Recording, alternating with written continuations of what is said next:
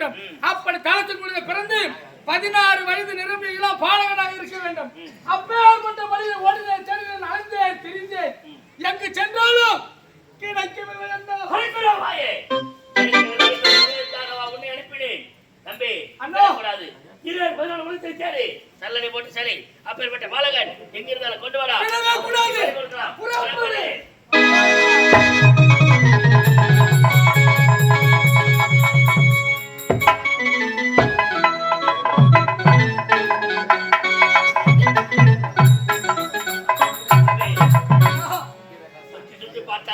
வழி கிடைக்கவில்லை. அயராது உழைத்தால் ஆண்டவன் அருள் அடைஞ்சவே கிடைக்கும்.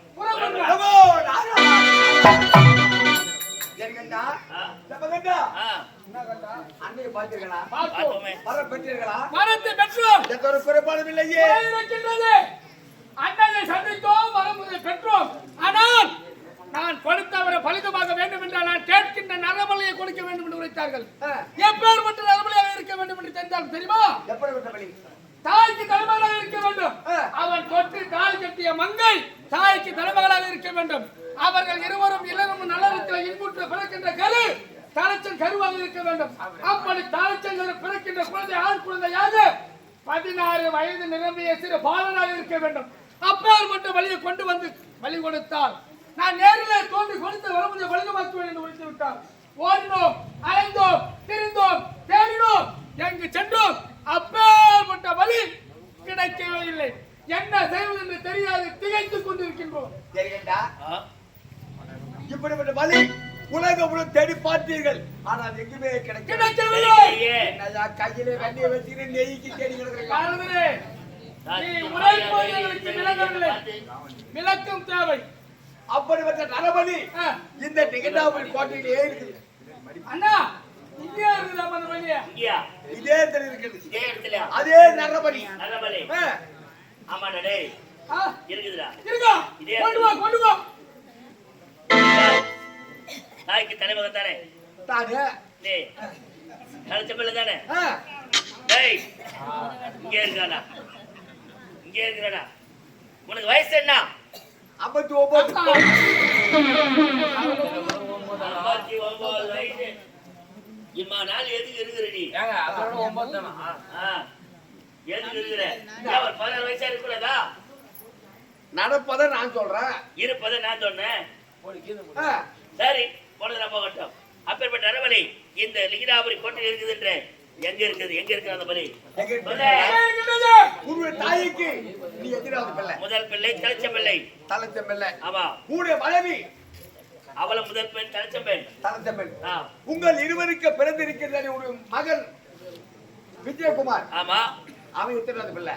எங்க இருவருக்கு பிறந்த ஒரே ஒரு மகன் தலைச்ச மகன் முதல் பிள்ளை. அவனா அவனுக்கு வயது 16 முடிஞ்சு 17 தொடங்கிடுச்சு. 16 வயது நிரம்பியது. அவனை கொண்டாந்து கூட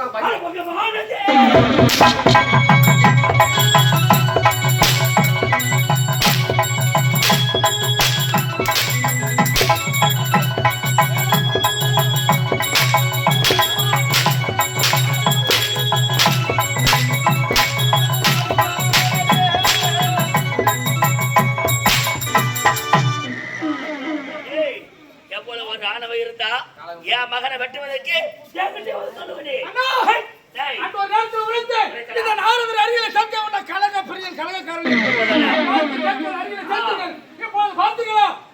சந்ததியை கருவர்க்க வந்திருக்கிறோம். கொடுத்தா கூட கூட விட போக ஒரே மகன் அவன் இழந்துதான் இந்த நாட்டில் ஆள வேண்டும் என்றால் அது 25 வரைக்கும் முடியாத கதை நடக்காது. அப்போ அந்த தேவர்கள் முகத்துல மீசல் பேடி வந்தாங்களே, அப்ப இந்த கோபம் வரவில்லையா? போகிறது ஒரு பிள்ளை பெற்றுக்கலாம். அந்த தேவர்கள் கூட கேவலமா பேசுறாங்களே, அப்ப ரோசம் வரலையா? இந்த கோபம் இல்லையா? முகத்தில் ரோமங்கள் என்று கேட்டாங்களே, தகு மாதிரி திரும்ப திரும்ப சொல்லாத. அப்ப வந்து இந்த கோபம் அவன் ஒரு முறை உரைத்தான், நீ ஓராயிரம் முறை உரைத்து. அப்ப வந்து இந்த கோபம் தேவரை தெரிவிக்க வேண்டும். அவன் கொடுக்க வரம் கொடுக்க பலிதலாக வேண்டும் என்றால் மகனை வெட்டி பலி கொடுக்கலாம். நீ சொன்ன என் மகனை வெட்டி பலி கொடுக்கின்றேன்.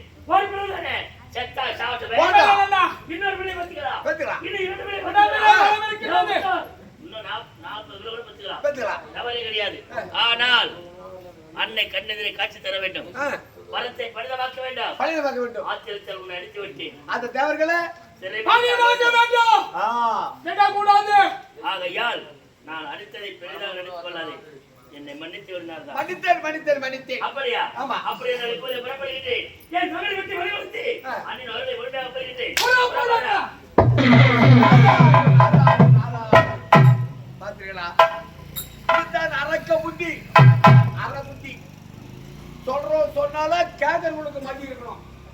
நான் சொல்றையா ஏன் வார்த்தை கட்டு போறதா புள்ளி வரதுக்கு தொட்டி கட்டா துச்சோதனை, தொடாம கட்டா துரியோதனை, சீதையால் ராவண, திரௌபதியால் துரியை. இவரை நம்பி அவங்க 4 பேரும் கட்டாங்க. அதே போல என்ன நம்பி போறான் தான் புள்ளிய வெட்டோம். அங்க என்ன நடக்குது பார்க்க வேண்டும் அல்லவா? அப்படி இல்லை என்றால் என் சிலவாக பட்டது நமோ நாராயண நாராயண அழைத்தவன் கூறலுக்கு